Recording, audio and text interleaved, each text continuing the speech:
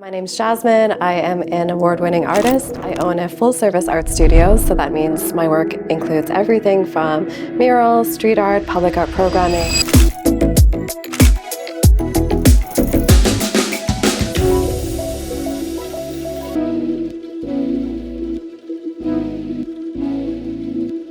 Can you discuss any specific stereotypes that you've encountered and how they've shaped your perspective?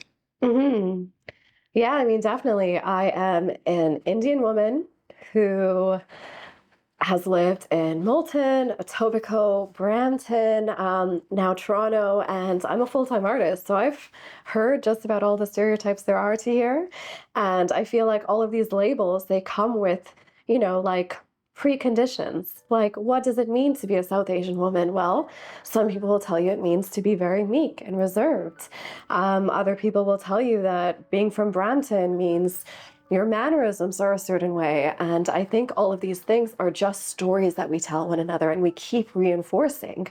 And one of the most valuable things that I've done for myself in my own path and my own journey is A, education and like finding other sources of information, so reading about other lived experience, and B, traveling. So it wasn't until I actually entirely removed myself from these environments that I can then come back to them and view it objectively.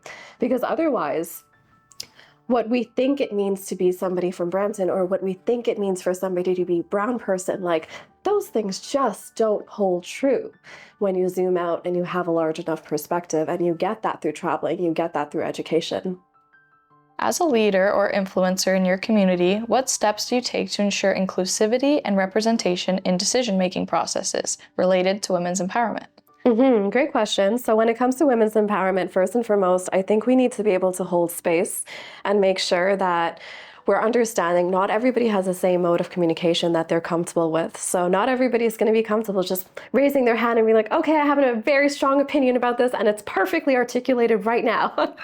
Sometimes it's going to come in different forms of communication, might come in written communication, might come a little later than you expected. So just having space for that to play out the way the individual needs it to. And then second to that, I think, is having a trauma-informed lens. And I know sometimes that can sound like a lot of buzzwords.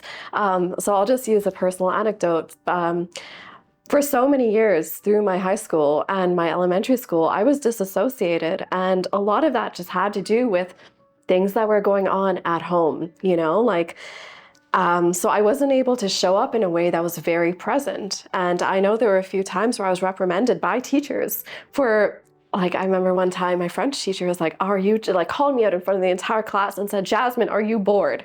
Or am I boring you? And I remember that day I was just really tired.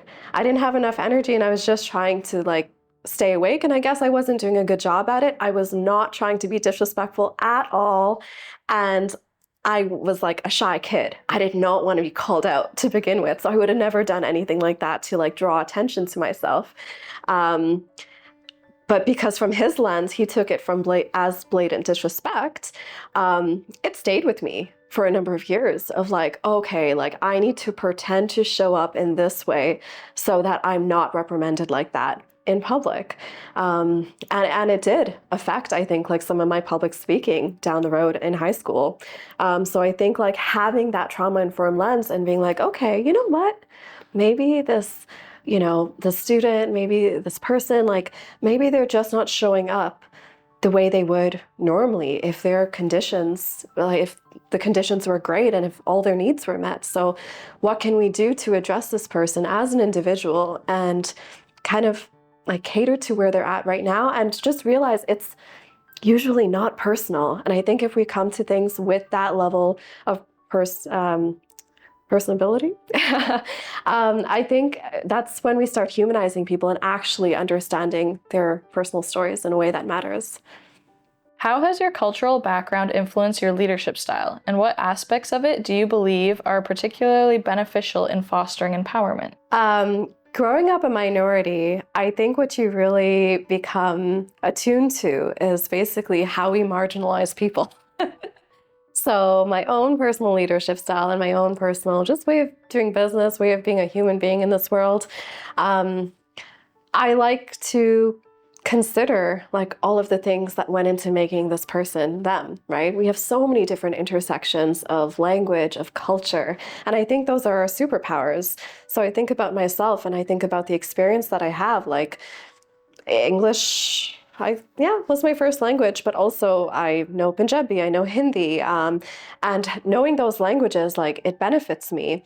With that said, is my English always perfect? No. Is my Punjabi? Oh, hell no. So it's like belonging to all of these different worlds, and being able to cross over and relate to people in ways that are specific to them. So like, I love talking about like how my own customs and my own rituals have come into my life, and especially in my 20s and now my 30s, early 30s, um, how I've kind of like grown into all of those things and like really internalized the value of some of those rituals that I had growing up. So for example, I don't just coming to mind right now is like applying oil to your hair as just being such a ritual of like womanhood, right? Like it's my grandma connected with me that way. I connect even like with my friends, women I love in that way, just applying oil in each other's hairs. It's such a beautiful thing that I get to take with me. And it's a way of like forming bonds. Yeah. What advice do you have for young women of color who aspire to become leaders and advocates for empowerment in their communities? Great question. So for young women aspiring to become leaders in their communities, I think the first thing that we need to take it upon ourselves to do is to learn our history as well as our roots. History, just because it's so important to know the recency of which, for example, like women have come into liberation. I think like every time I read up about it, it just blows my mind just to find out actually what was like how long ago it was that women were allowed to start to vote, how long it was that laws were put into place to actually support women.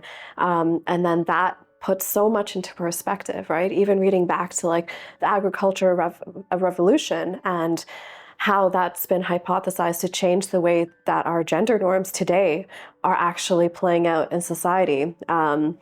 So there's that piece, and then there's also the your roots piece.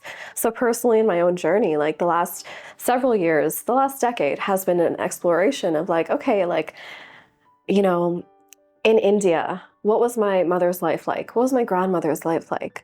And what are those experiences that shaped their perspective? And how were those beliefs passed down to me? And which ones am I going to accept and which ones am I going to reject? And the ones that I'm going to reject, is that coming from a place that's thoughtful and mindful of the realities that shaped them to be in the first place, right? So I think it's with that grace and with that compassion that we're actually able to create self-sustaining long-term change, because unless you are able to reconcile these things, I think there's a little bit of internal turmoil that happens. So for women to become effective leaders, it's that historical, factual information that we need to be equipped with, as well as our own personal stories. In your experience, how can education and mentorship programs be tailored to address the unique needs and challenges faced by women of color?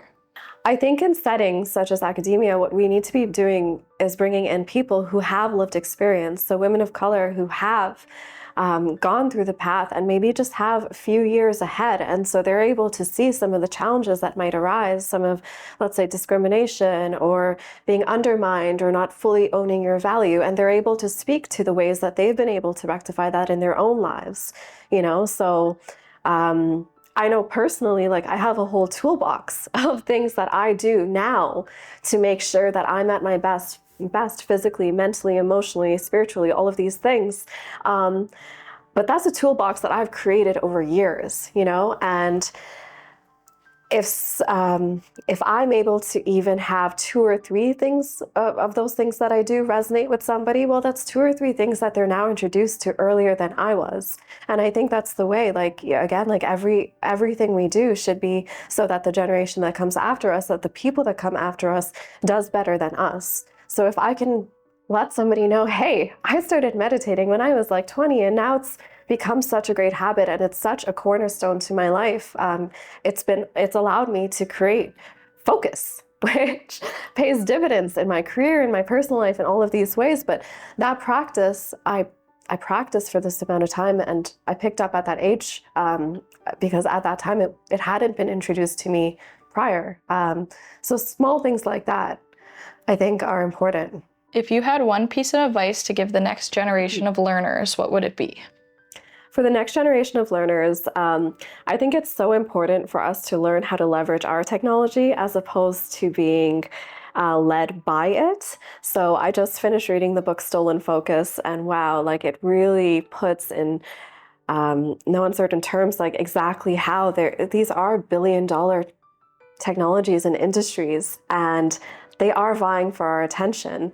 So on one hand, we have like the strongest device ever in our back pocket. On the other hand, like it's not a personal deficiency if we're not able to best manage it ourselves. So I think collectively we need to come up with good practices, good strategies, so that first and foremost, we control what we can control, but then also advocate for these things to better serve us. So how can they actually make us smarter? How can they actually make us happier?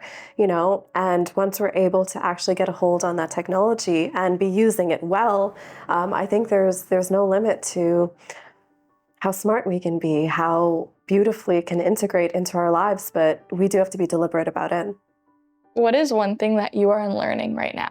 Mm-hmm. One thing that I'm unlearning right now is basically the myth of Icarus. So Icarus was this Greek mythological figure. He had wings, and as the story goes, he flew too close to the sun and he died.